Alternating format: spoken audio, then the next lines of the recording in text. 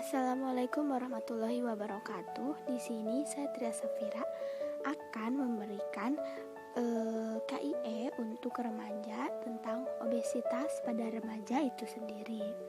Nah, di sini saya akan membahas tentang bagaimana cara pengaturan pola diet untuk remaja obesitas dan obesitas itu sendiri apakah bahaya atau tidak bagi remaja.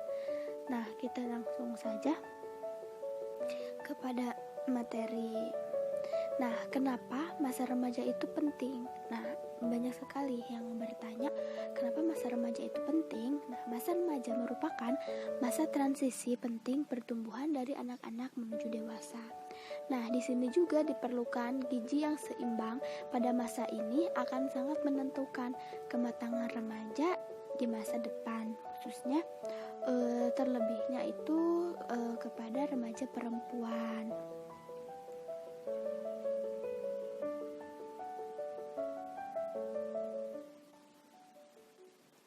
Nah, remaja itu usia berapa sih? Nah, remaja menurut WHO adalah antara usia 10 sampai 24 tahun.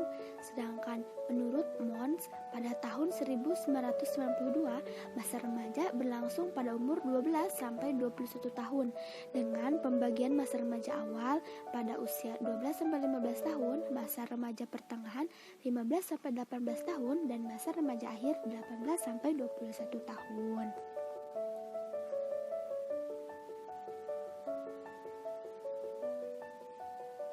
Nah, sekarang ke pengertiannya nih, apa sih obesitas itu? Nah, obesitas merupakan penimbunan jaringan lemak dalam tubuh secara berlebihan. Nah, obesitas merupakan masalah kesehatan di seluruh dunia. Sebagian besar obesitas yang terjadi pada masa tua dimulai sejak masa remaja. Nih, jika menemukan orang tua yang mengalami obesitas, nah kemungkinan dia dari remajanya sudah mengalami gejala obesitas ini sendiri. Jadi faktor keturunan. Nah, sekarang tanda klinis obesitas. Yang pertama adalah wajah membulat, ya sering kita temui itu pada orang yang sedikit gendut gitu. Pipi tembem, dagu rangkap atau double chin ya kalau bahasa kerennya itu. Leher relatif pendek, dada membusung dengan payudara membesar, terus perut membuncit dan berlipat, tungkai berbentuk X dan saling bergesekan. Nah, di sini perut membuncitnya itu dan berlipat. Nah, kemudian bagaimana sih cara menghitung berat badan body mass index ini? Nah, BMI bisa kita hitung berat badan dalam kilogram per tinggi badan dalam meter. Nah, di sini kita bisa melihat IMT-nya. IMT kurang dari 18 berarti badannya itu kurang atau kurus. Nah, dari 18 sampai 24,9 normal, dari 25 sampai 29 berat badan lebih dan seterusnya lebih dari 30 itu sudah obesitas ya. Nah, sekarang faktor yang mempengaruhi obesitas. Nah, di sini ada berat lahir, faktornya itu ada berat lahir. Nah, yang kedua ada pemberian ASI. Biasanya pemberian ASI-nya yang selang-seling antara ASI eksklusif dan ASI sufor gitu ya, supermula. Nah, kemudian pola makan yang salah, obesitas pada orang tua atau genetik tadi ya, dan perilaku dan lingkungan.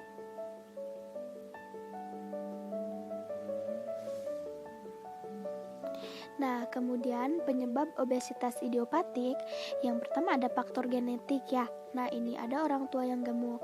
Jika kedua orang tua gemuk, kemungkinan anaknya terkena obesitas itu 80%. Nah, jika salah satu orang tuanya gemuk, kemungkinan anak terkena obesitas itu 40%. Jika tidak ada yang gemuk, kemungkinan obesitas itu 15%.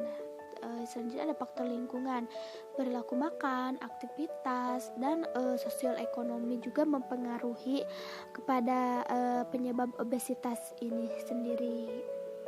Nah, kemudian biasanya ini remaja melakukan pola diet yang salah.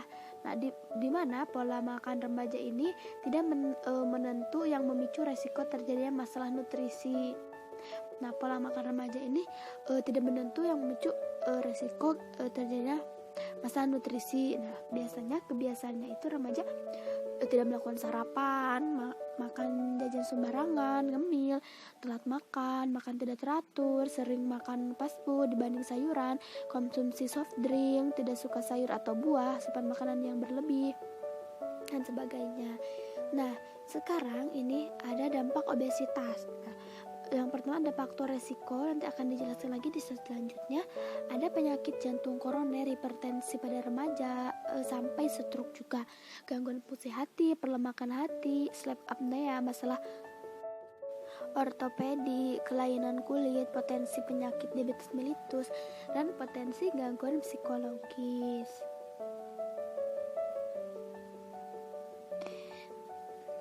Yang selanjutnya ada lanjutan dampak obesitas pada remaja itu dapat menyebabkan berbagai masalah ortopedik tadi ya, termasuk juga ini nyeri punggung bagian bawah dan membentuk osteoartritis. Nah, di mana osteoartritis ini pada pinggul, lutut, dan pergelangan kaki. Selain itu, obesitas meningkatkan risiko terjadinya sejumlah penyakit menahun, antara lain bisa diabetes mellitus tipe 2 nih yang sudah parah, serangan jantung, hipertensi, kanker, gagal jantung, stroke, dan masih banyak lagi penyakit lainnya.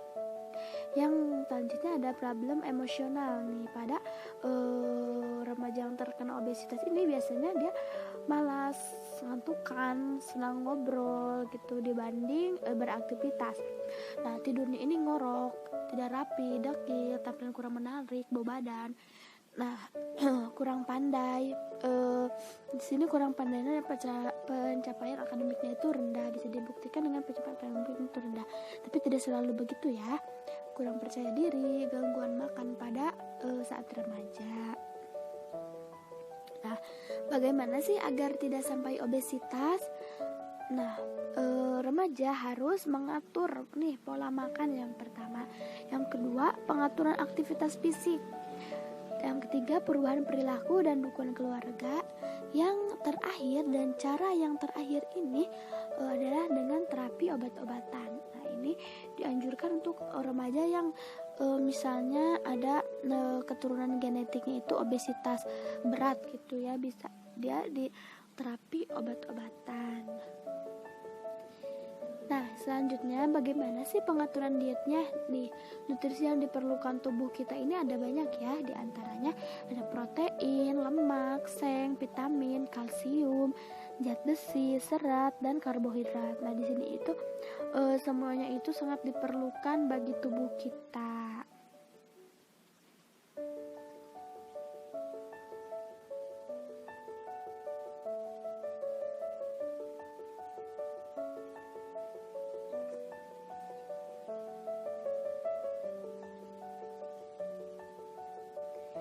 Nah, yang pertama ada karbohidrat.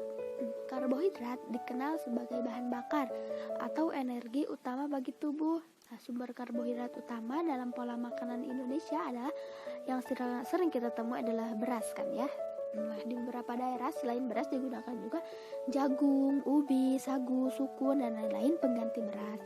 Nah, dianjurkan itu berasnya itu kalau yang mau mengurangi tingkat risiko diabetes adalah itu bisa pakai beras merah ya, karena di dalam beras merah terkandung sedikit gulanya gitu ya. Nah, yang kedua ini ada protein nih. Protein di sini ada sayur, buah, telur, ikan nih. Kan teh gimana sih kalau yang gak suka sayur? Nah ya, kalau yang gak suka sayur ini bisa diganti dengan buah-buahan, atau juga dengan telur, atau juga dengan ikan bisa jadi. Nah, gimana kalau gak suka ikan? Bisa diganti sebaliknya, bisa sayur, bisa telur, bisa buah-buahan. Kalau gak suka ikan sama sayur, ya bisa ganti telur, atau jika gak suka semuanya, paksain. Nah, yang selanjutnya ada lemak. Nah, lemak ini terkandung pada daging ya. Di sini bisa diganti dengan daging olahan seperti sosis atau kornet, tapi yang lebih baik itu dengan daging sapi, daging ayam, tapi dengan jumlahnya yang sedikit gitu ya. Kemudian ada serat. Nah, serat di sini fungsinya adalah bagi tubuh untuk melancarkan proses pengeluaran tubuh sumber. Nah, yang kita lanjutkan adalah latihan fisik. Nah, kurangi gaya hidup sedentari, menonton TV kurang dari 2 jam dalam sehari, latihan fisik teratur 30-60 menit per hari, dengan melakukan aktivitas harian seperti jalan kaki, naik tangga, olahraga. Nah, bisa juga aktivitas hariannya itu dengan bantu-bantu ibu di rumah ya, seperti nyapu, ngepel, yang kayak gitu.